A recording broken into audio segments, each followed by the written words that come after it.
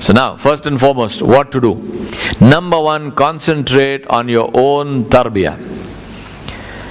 The sad thing today is that even in Islamic universities, even in the Darul Ulooms, even in the Jamiat, Tazkiyatul Nafs wa Tarbiyatul Akhlaq are completely and totally missing. There is no period for Tazkiyatul Nafs or Tarbiyatul Akhlaq.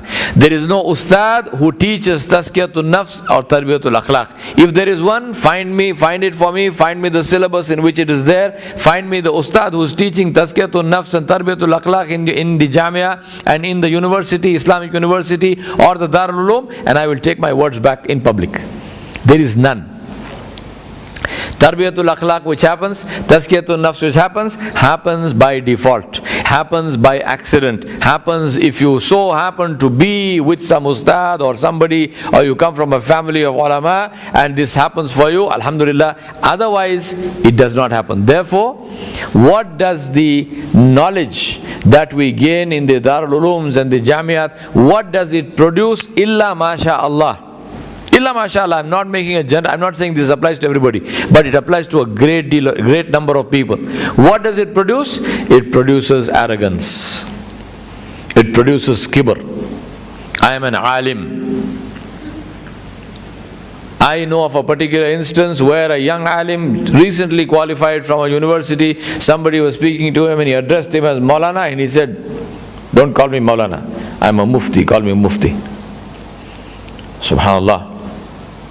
So when I met him, I asked him, I said, please tell me whose madhab, who is the founder of Maliki fiqh? He said, Imam Malik. I said, no, sorry, you are speak properly, respectfully. He said, no. I said, no. I told him, I said, how come you say Imam Malik and you are a mufti? And the world at the time when Imam Malik was in Medina, people said, how can I give a fatwa when Malik is in Medina? So was Imam Malik a mufti or not? How come he never referred to himself and other people never referred to himself as Mufti Malik? Kibr. Arrogance. I am an alim. Why? Because I read 3.5 books. La hawla wa la quwwata illa billah. Because there is no tazkiyah. Because there is no tarbiyah. And what did the Salaf do? Ibrahim Adham rahmatullah alayh, the king of Balkh, went in search of a sheikh for tarbiyah. And he found the sheikh, and the sheikh said to him, go and clean for yourself a small place in the stable of my horse and sit there and make dhikr. That's my prescription for you. Today many people want tarbiyah. They want to come and be with this sheikh and that sheikh. Then they want the sheikh to be very sweet and nice to them. They want the sheikh never to tell them anything critical. They want the sheikh never to, then why do you come to the sheikh? For what? Go to your mother. You became like this because you got too much of that from your mother. Ibrahim Adham went, he cleaned a small place in the stable, and he sat there, he put his... Who is Ibrahim Adham? The king of Balkh in Afghanistan, the kingdom of Balkh in Afghanistan. From the palace, he is now sitting in the stable of a horse.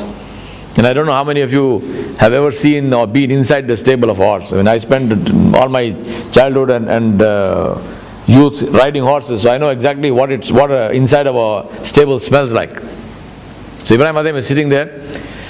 In the evening, the groom of the horse, he brings the horse back, and the sheikh tells him, he said, there is a man sitting in the stable, so when you are cleaning the stable, cleaning the horse, he says, with your broom, flick some dirt onto the man.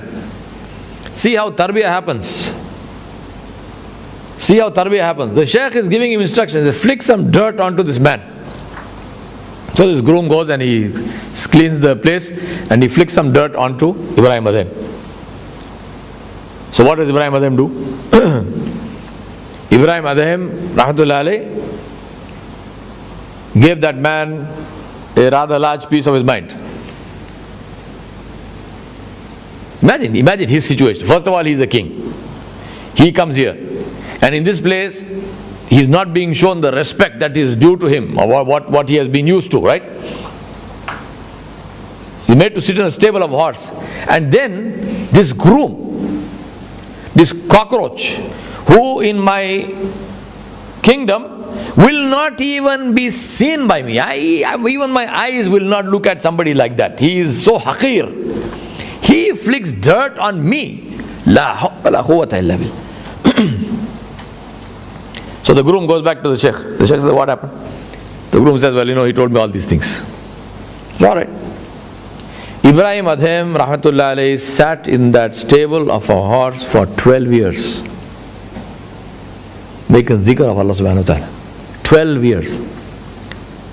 Now my submission to you, my brothers, is Ibrahim Adhem was not tied to the stable. He could have walked out. Think about this. He could have walked out. He could have said, man, this sheikh is crazy. He's a bloody madman. He makes me sit in this. I came to learn Islam. I came to learn the Quran. I came to learn hadith of Nabi sallallahu alayhi wa sallam. And you make me sit with a horse. You make me sit in a stable which is not even, even tahara is an issue there, because the horse dung and everything is there. Eh? What kind of a sheikh? You are an ignorant sheikh. You got no sense. You are not a teacher.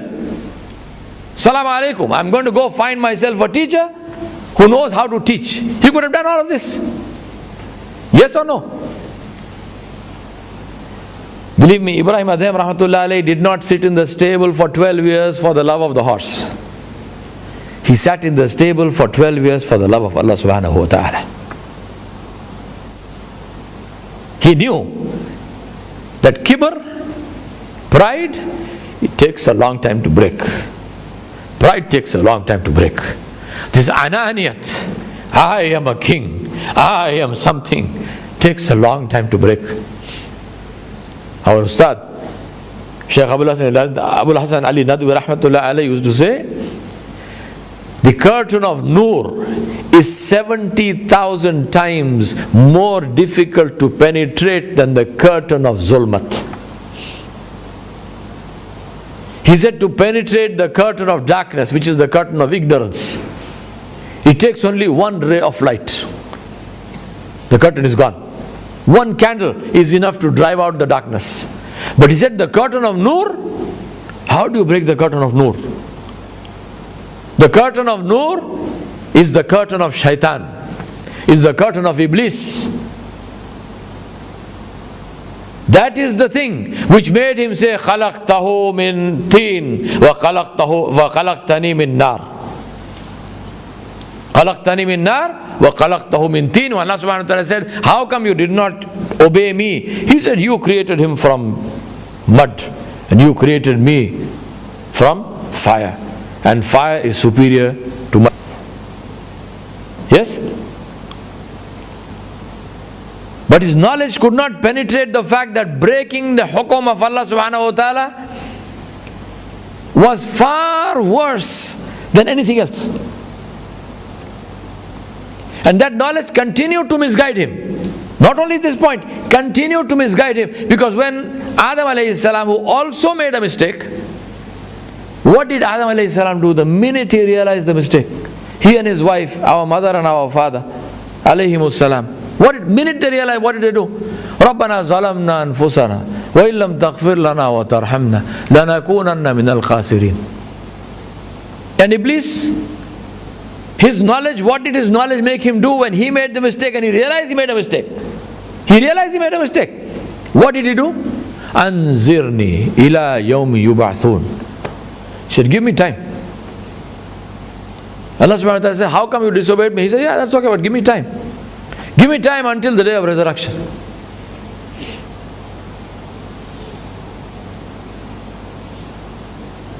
Kibr. Wealth produces kibr. Power produces kibr. But the greatest kibr is produced by knowledge.